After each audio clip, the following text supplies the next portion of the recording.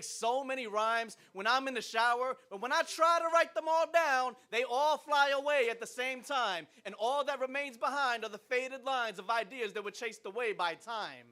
See, don't you hate it when that happens? When you're inside your own head rapping, and you have two ideas going at it, scrapping like two dogs rabbit, and when one of them tries to jump to the head of the pack, they get trapped in by the same barrier that prevents them from being put into action. It's like they get to your tongue's tip, and you try to spit them, they don't even get past your chin. They get pulled back in by the bungee cords that got them strapped in, leaving you wondering what happened. Those bars were so savage. And you may think that I'm just rapping, but nah. See, these are just the bars that I practice with before I get to the poetry that I have not spit for you yet. Welcome to Talent Night Tuesdays. How y'all feeling tonight? All right. Ladies and gentlemen, my name is Eddie Figure, the movie man. Eddie Loud for various reasons other than the fact that I'm just loud, but we're not going to get into all that. All right, let's see what we're going to do for you guys tonight. You know, I did see an angel today. She was shining like there was a spotlight on her. I painted a picture of the world to push up on her, and execution was today. But she stopped me with her cold gaze, and she said, talk to me. My name is M. I want to hear what you got to say. A round visage of crossed lines, a body of steel. The hair on my arms couldn't lay down how she made me feel. Her skin reached my touch only a couple of times. See, I approached her when she wasn't ready. I slid my hands on her thighs. My thumb losing its mind, looking for the spot to turn her on. Then I'd hit that spot, when it was on. I'd hear her breathing like speakers with no music, it was on. See, we'd lose each other in each other till the night was gone, and we made love in public, but we never touched. I whisper a breeze across her skin, it was always just enough. I get up in her and tell her how I wanted to crush. She loved it when I get emotional and talk to her rough. The wind off my lips made her quiver. She'd get excited and shiver, then she'd scream back through feedback, talk to me. Eddie Figure. Whew. See, I had to rearrange my letters. Heaven for me would be for me to talk to you forever. The world watching you, watching me talk to you, then they'd speak of how our conversations are so beautiful. It was an honor to be in her presence. See, it was evident she was one of God's angels sent from heaven as a present to be my most worldly possession, and I accepted. The perfect woman, always ready to listen. She never complained, she never judged me, but she loved to hear me spit. See, I possessed the words to carry us away into a godly bliss. And I never had a love as real as this, and it was only the first day that I met her. And I knew I had to get her, so I broke under pressure. And I proposed to her that night, and I made her my wife. She amplifies the happiness of my life. That's my best friend for life. And right then is when the club owner turned on the lights. See, if you ain't figured it out by now, it's just me and the mic. All right. This next one is something that started off as a freestyle in the shower. It's actually a commentary on the system, and I'm just that type of person to scream at the top of my lungs. But anyway. Check this out. I was throwing words at myself one night, and the word that stuck to me was chalk. All right, and this is the word, and this is what came of it. So hopefully you guys like this.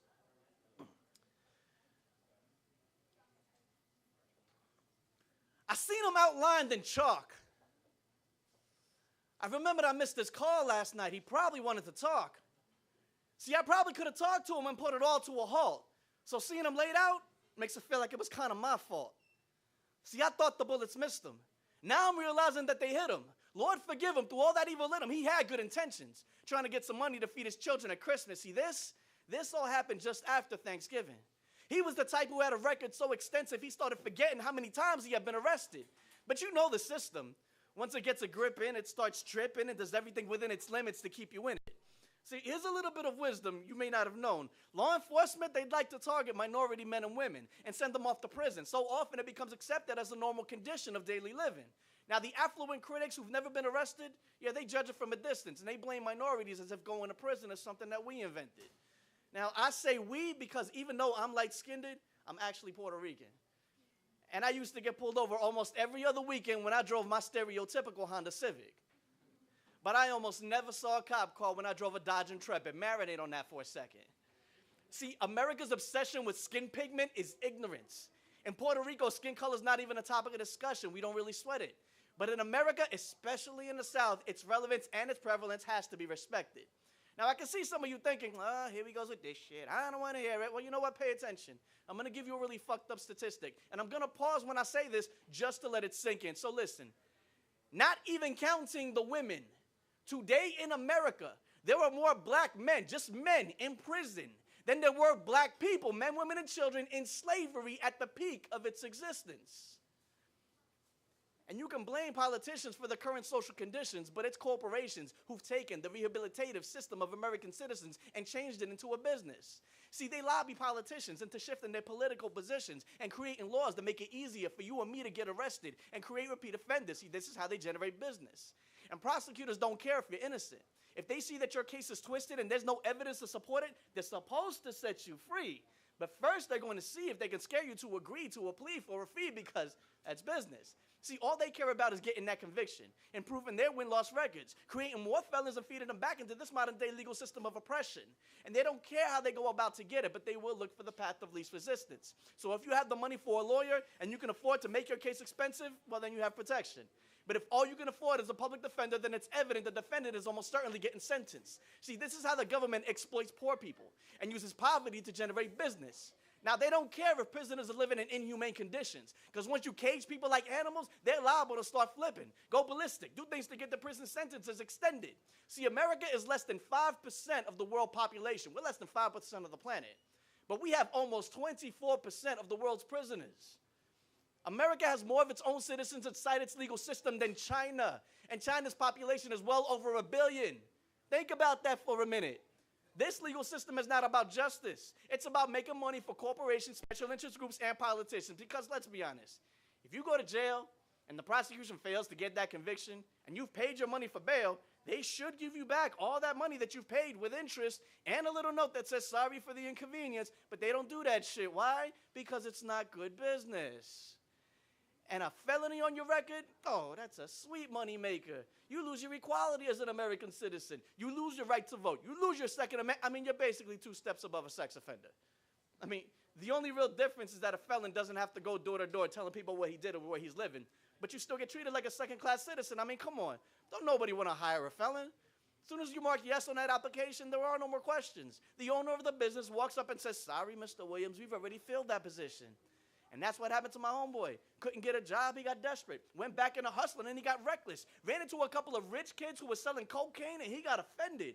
Because here he is, feeling like he has no other way on how to feed his children, and these rich brats are selling drugs because they heard it was cool on some fucking rap record. I mean, personally, I think it's pathetic when rich children try to mimic the afflictions of ghetto living, but I guess when your money is long enough to outrun any prison sentence, it doesn't make a difference, because as soon as you get arrested, mommy and daddy are coming to get him. See, but poor families have to make life or death decisions. Do we bail them out, or do we pay the rent and leave them in? Yeah, but that's aggression best of left invested for another session. See, my homeboy was a good dude, not even a violent offender. Did stick up a store last night, though, tried to call me before he did it. I'm really wishing I was there to listen, because we were just chilling. All of a sudden, I heard a pop, and his blood I'm suddenly wearing, and he's at my feet leaking from his melon. And you could try to paint him as a villain, but really he was just a victim of a system that buried him and never did forgive him. See, I'm hoping I don't go to prison, because I didn't go with him on that mission. I was just there when the cops were there to get him. And they got the guns pointed in my direction, screaming at me for me to drop my weapons. But Mr. Officer, my hands are empty. I'm not holding anything. Oh, it don't make no difference. They'll probably pop me in my head and then frame me for possession. See, with my eyes closed and all them guns drawn, I didn't want to move an inch or even talk. Because if I twitched or even coughed, you know them guns were going off, and all I did was go off for a walk. Now I'm trying to stand up with my hands up, hoping I don't end up the next one outlined in chalk. Thank you.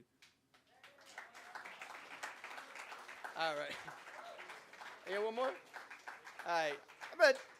I'm going to try to spit this one. Not so heavy. It's one about relationships. Hopefully y'all like this one. Check this one out. I did this one last Wednesday at another spot. People loved it. Hopefully you guys like it. Check it. All right. Now, the last thing you want to do when making a first impression is to leave a woman feeling offended. But how do I do that and still be myself? I don't get it. You see, I'm ADD positive. Plus, I've been very reckless with my drug investments.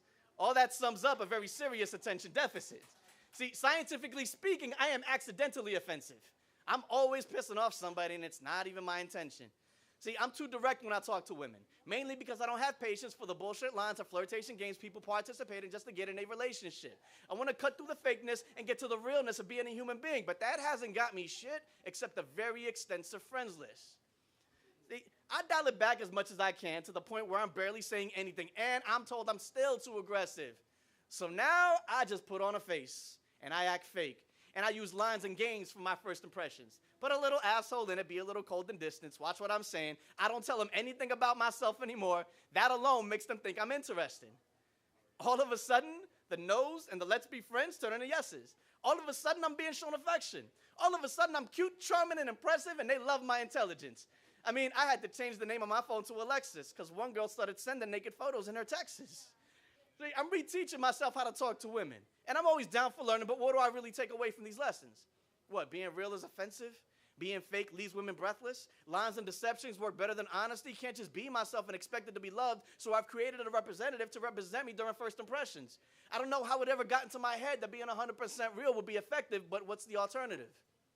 I'm listening. What, we go head deep into the flirtation game? Y'all know the flirtation game, right? Two people try to trick each other into liking each other? Mastering the subtleties of getting somebody to hunt for you? Repetitively programming them into thinking that they want you because every time they come for you, you make them feel wonderful and they want to comfort you to the point where they will suffer through anything you're suffering through? Or subtly chasing somebody without smothering them, making them feel wanted and special? Or knowing someone's trying to get you to chase them, but you don't move an inch because you know it's going to make them grow bigger smiles on their faces the next time you have conversations, but really it's reverse psychology because they're the ones who are doing the chasing. And in those conversations, you ask probing questions. Pretend to listen. Act like you care. Find out information. Use it against them. Drop a clever line here and there. Complimenting each other, doing things for each other. You know, two people trying to trick each other. I mean, I'll break it down for you even further. Let's say two people start a relationship. What happened there? Well, it's obvious. Two people tricked each other at the exact same time. And you get about 3 months of happiness, about 3 months of bliss, but at the end of that third month, someone's going to say some real shit, and then it's going to hit you. Man, I actually have to get to know who this person is. And then you start asking questions, and you discover defections and their perfections, and your love for them starts regressing, and it grows less with every lesson and deception till you get to the point where you have to question, do you have enough love left to be with them? See, some of you will find true love, and it works out. God bless them. But most of you will say yes only because of the time that you've already invested in them. And it's too hard for you to start all over again, so your ass is being lazy. That's why you commit. And then years later in your life, you actually meet the love of your life, but it's the wrong time because you're in a relationship with somebody you don't really love, you only just like, but you're used to having them around, and leaving them wouldn't be right. But guess who's on their mind when they go to sleep at night, and it's not the person by their side? Do you really have enough love left? See, the smart ones will say no, but they'll get pissed off because they realize they wasted their time, and they wish they could revive those 3 months of their lives. You'll see it in their eyes, but they know all you have to do is give it another try. See, we're here to live, not just survive. Now, if only one person is doing the tricking, then that one person is doing the cheating. See, he didn't like you from the beginning. It was just a challenge of getting you that had him fiending. But he was never tricked into liking you. So once he gets you, he'll get bored, and then he'll look for a reason to leave, and then he'll come up with something really weak, something along the lines of, it's not you, it's me. Sound familiar, don't it? See, you see people getting to know each other. I see a game of manipulation being played. And I don't want to play that fake-ass game. I want to look for a better way, but society won't let a motherfucker change. Ever since I went all nice guy, I ain't been laid. And not one female's giving me the time of day. But as soon as I act like a jerk and play those games, you want to start looking my way and listen to the things I have to say. I mean, we play these games because you think about every woman who's ever left a man because he was too nice.